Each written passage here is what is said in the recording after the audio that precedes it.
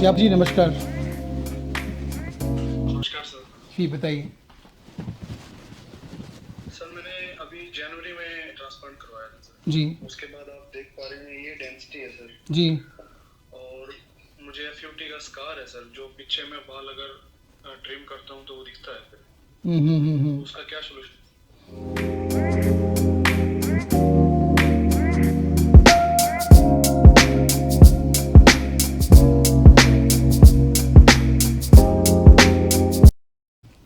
अच्छा, कब आपने जनवरी में एफ कराया था?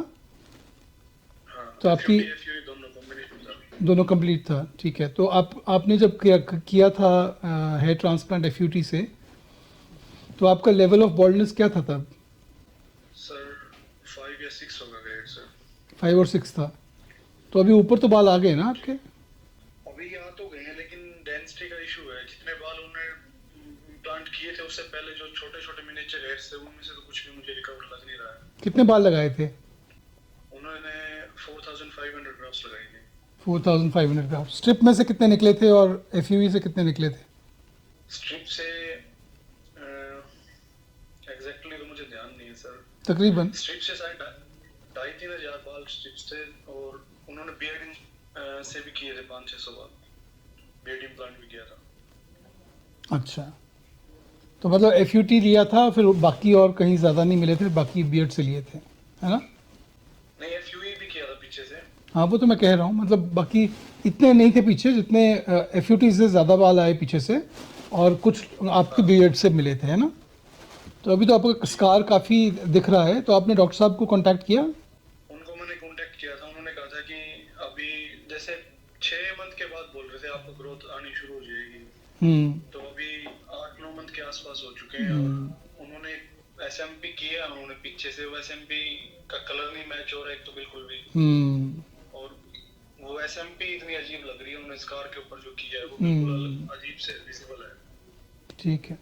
तो मैं एक बार किसी और हॉस्पिटल से सोच रहा था एक बार मैं बात करके देखूं, अगर वहां से कुछ और सजेशन मिल पाए तो, हम्म। कुछ निकल पाए तो। आपको ट्रीटमेंट क्या मिली थी हेयर ट्रांसप्लांट के बाद? उन्होंने मिनोक्सिडिल और वही फिनेस्ट्राइड बोला था 1 mg डेली। तो आपने ली है?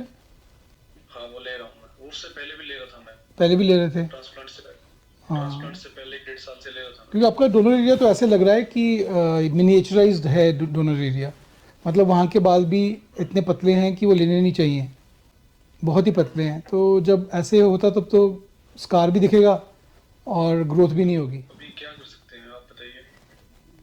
अभी देखो, आपके डोनर एरिया में तो कुछ है ही नहीं है लेने लायक, क्योंकि अगर कुछ होता तो 9 महीने में पता चल जाता। तो बिल्कुल खाली लग रहा है, वो पूरा उजड़ गया है। हाँ, ओवर हार्वेस्टेड है वो। ओवर हार्वेस्टेड पता नहीं, अब मैं नहीं कह सकता ओवर हार्वेस्टेड है। क्या पता कि वो पहले ही मिनिएचराइज्ड हो, मतलब वो ग्राफ्ट लेने लायक नहीं थे पहले भी। तो अगर उसमें थोड़े भी ले लो आप, जैसे अगर 2,500 भी ले लो, तो दिखना शुरू हो जाता है ऐसे पैचनेस। एक तो अगर आप ज़्यादा हार्वेस्ट करो स्कैल्प से, बिकॉज ये बॉडी तो ये जीवित चीज़ है ना, मतलब इट्स लिविंग थिंग। तो अगर ज़्यादा हार्वेस्टिंग करो एक जगह से, जैसे कि एफ भी कंबाइन करो, एफ भी करो, तो बहुत चोट पड़ जाती है बॉडी को। और बाल अगर आपके वैसे ही पहले भी मिनिएचराइज थे, मतलब कि अगर पीछे के बाल भी जा रहे थे, तो ऐसे में अगर बॉडी को सडनली एक झटका लग जाए, ट्रॉमा, तो काफ़ी सारे बाल गिर जाते हैं। तो वो भी हो सकता है, वो भी हुआ हो आपसे, आपके साथ शॉक लॉस हुआ हो। अब ये तो कह नहीं सकते मेरे को, मैं जो डॉक्टर ने किया है वही बता सकते हैं। तो एक्चुअली अगर मैंने किया हो तो मेरे को पता चलेगा कि कैसी कंडीशन थी आपकी। अभी दो चीज़ें हैं कि एक तो आपकी कंडीशन नॉर्मल थी, तो फिर तो शॉक लॉस हुआ है। दूसरा ये जो मेरे को लगता है, सस्पिशन है, कि आपका हेयर ट्रांसप्लांट करने लायक नहीं था, वो ज़बरदस्ती कर दिया गया। नहीं तो अभी तक ये बाल उग गए होते। आप फिनेस्टाइड भी ले रहे हो, तो हम ये भी नहीं कह सकते कि फिनेस्टाइड नहीं ली उस वजह से हो गया। नहीं तो ट्रांसप्लांट से पहले मैंने उनसे कंसल्ट किया था। उन्होंने तो सेकंड ये ट्रांसप्लांट के लिए भी पीछे जो नीचे की साइड से है वहां से एफयू के बाल नहीं लिए। उन्होंने कहा था कि आपको अगर डेंसिटी का अगर बाद में कुछ इशू होगा तो वहां से भी ले सकते हैं।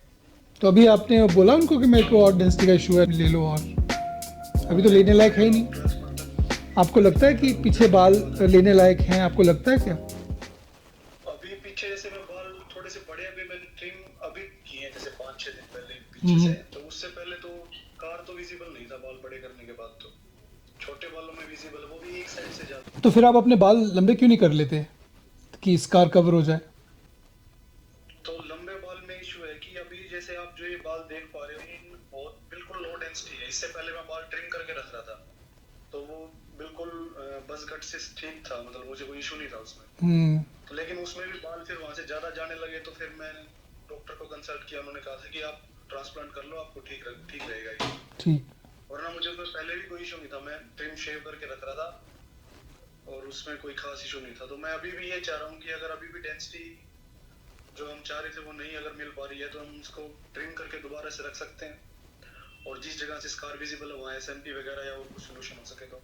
हाँ, तो अगर आपकी ये डेंसिटी जो है वो नहीं है जो आप चाहते थे, तो आपको पहले बताना चाहिए था ना कि मेरे को तो बहुत ज़्यादा डेंसिटी चाहिए।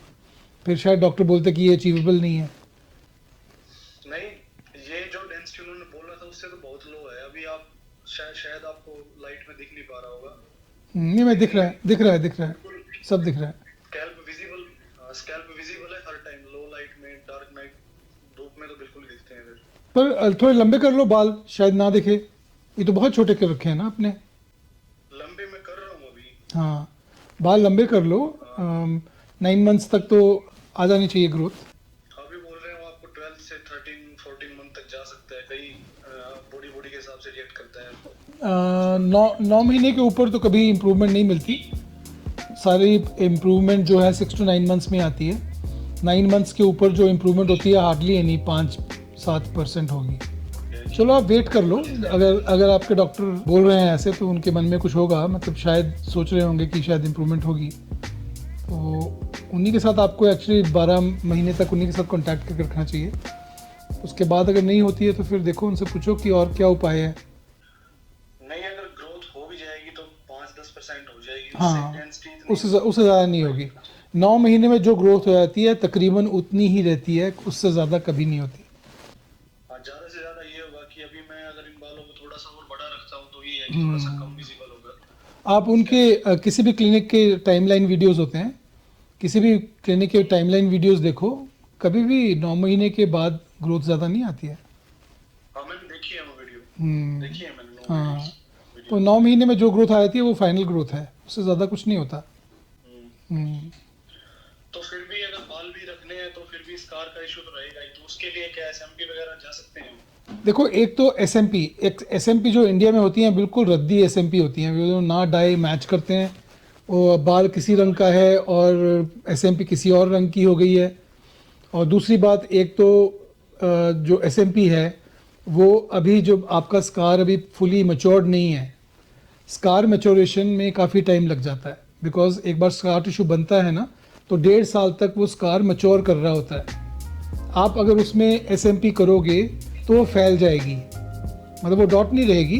वो जैसे कि स्याही होती है ना, स्याही को आप के गीली सरफेस पे डालोगे तो वो फैल जाती है, तो वो वैसे ही हाँ, तो वो वैसे फैल स्प्रेड हो जाती है। जब तक 1.5 साल नहीं होता किसी स्कार में एसएमपी नहीं करनी चाहिए, क्योंकि वो स्कार मच्योर हो रहा है। उसके नीचे जो कोलेजन है वो ले डाउन हो रहा है, अपने एक तरीके से ले डाउन हो रहा है। वो रोज़ उसकी शिफ्ट हो रहा है, रोज़ शिफ्ट हो रहा है। तो कभी भी वो डॉट एक जगह नहीं रहेगी। जब भी एसएमपी हम करते हैं, एसएमपी स्कार की, तो वो हमेशा 1.5 साल के बाद की जाती है। उससे पहले करना कोई फ़ायदा नहीं है। उससे अच्छा आप पेंसिल से निशान लगा लो, वो ज़्यादा अच्छा लगेगा।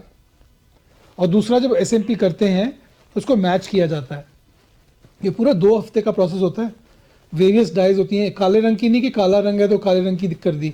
काले में भी बहुत शेड्स हैं, ग्रे है, डार्क ग्रे है, ब्लैक है, जेट ब्लैक है, कितने सारे शेड्स हैं, कोई 10-12 शेड्स हैं उसमें।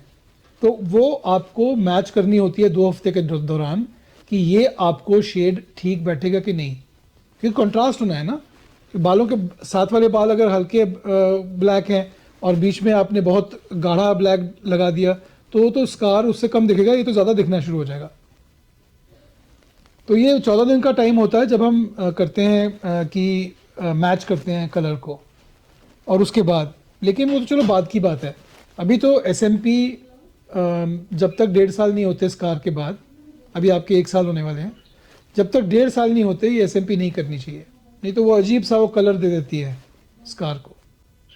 तो जो बाकी सिर पे तो कर सकते हैं डेंसिटी के लिए, तो बड़े बाल में अगर उसको कर पाए तो। एक्चुअली जो एसएमपी बनी है ना, वो एसएमपी बनी है छोटे बालों के लिए। हाँ मैं ट्रिम करके तो बोल रहा हूँ। हाँ, तब तो कोई प्रॉब्लम नहीं है, तब तो कोई प्रॉब्लम नहीं, ट्रिम करके रखोगे तो बहुत अच्छा लगता है एसएमपी के साथ। पर वो एसएमपी अच्छी होनी चाहिए। अगर ऐसी एसएमपी करोगे जो कि फैल जाए, वो तो बहुत निकम्मी लगेगी, फिर तो आपको सिर्फ विग के साथ कवर करना पड़ेगा। नहीं, वो एसएमपी तो उन्होंने अभी लास्ट मंथ की है, स्कार के ऊपर ही की है, वो अच्छी लग रही है। और वो तो खुद ही बोल रहे हैं कि 2-3 मंथ के अंदर ये आपकी वैसी फेड हो जाएगी। वो लगेगी भी नहीं अच्छी, क्योंकि जब तक 1.5 साल नहीं होता तब तक एसएमपी नहीं करते। तो अभी आप क्या बोल रहे हो कि 1.5 साल के बाद स्कार और थोड़ा सा कम हो जाएगा ये? हाँ, स्कार 1.5 साल के बाद रीमॉडल होके कम हो जाता है, काफ़ी कम हो जाता है। तो मैं जैसे ट्रिम, जैसे बज़कट जो लुक होता है वो पहले जैसे कर रहा था, उसके अंदर एसएमपी करवा के एक मिनिमाइज करा जा सकता है स्कैल्प। मिनिमाइज किया जाता है, लेकिन एसएमपी आपको अच्छी जगह पे करनी पड़ेगी। ये नहीं कि जहाँ मर्जी बोल दे। हर एक एसएमपी बराबर नहीं होती, जैसे हर एक एफयूई बराबर नहीं होता, हर एक एफयूटी बराबर नहीं होता, हर एक स्कार बराबर नहीं होता। तो डार्लिंग बट से करो। नहीं, हम करते नहीं, हम नहीं करते, सिर्फ हेयर ट्रांसप्लांट करते हैं, एफयू हेयर ट्रांसप्लांट। उसके अलावा हम दूसरा काम कभी नहीं करते। एसएमपी जो है वो अच्छी जगह पे होनी चाहिए, क्योंकि एसएमपी का वो जो इंक है वही महंगी होती है। क्या करते हैं इंडिया में सेंटर्स, वो सस्ती इंक लगा के वही रेट चार्ज कर लेते हैं, या डिस्काउंट देते हैं तो चार्ज कर, बिकॉज इंडिया में लोग बहुत डिस्काउंट कॉन्शियस हैं, डिस्काउंट भी बिना कुछ करते ही नहीं। तो उन्होंने वे क्लिनिक में बचाने हैं पैसे, तो वो डाई में बचाएंगे, तो डाई वो फैल जाती है, या उसका कलर मैच ही नहीं करता। जो ढंग का एसएमपी किया हो, जो एक्चुअल डाई के साथ किया हो, उसका खर्चा 1.5 लाख तक पड़ता है। हमारे पेशेंट कराते हैं, हमारे पेशेंट कराते हैं एसएमपी, लेकिन इटली से इंक आती है, वो वाला एसएमपी 1.5 लाख के करीब पड़ता है। और ये प्रोसेस 1 महीने का होता है, ये नहीं कि एक ही दिन गए और कर दिया, ऐसे नहीं है। पहले 10 दिन 14 दिन वो मैच करेंगे कि कौन सी डाई यूज़ करनी है। हो सकता है आपको बार बार बुलाएं, फिर 3-4 दिन लगेंगे एसएमपी करने में। कर सकते हो एसएमपी के लिए? हाँ, हम कर देंगे सजेस्ट, उनसे बात कर लो, क्या कैसे है क्या है, अगर अच्छा लगे उनसे करा लो, या कहीं और से करा लो, जो आपको ठीक लगे। लेकिन जब भी कोई प्रोसेस कराते हो, पहले बोलो रिजल्ट दिखाओ मेरे को अपने एसएमपी के, साफ पता चल जाएगा आपको। क्योंकि आपको अगर इंक फैल गई तो वो तो बहुत गंदा लगेगा, इससे भी गंदा लगेगा, उससे आदमी डेस्परेट लगता है। Okay doctor. ठीक है, तो अभी तो चलो उगने दो अभी बालों को, मेडिसिन लेते रहो, और फिर देखते हैं कैसे होता है। स्कार बैठ जाएगा थोड़ा, शायद डॉक्टर साहब आपके ठीक कह रहे हो कि बाल थोड़े और उग जाएंगे।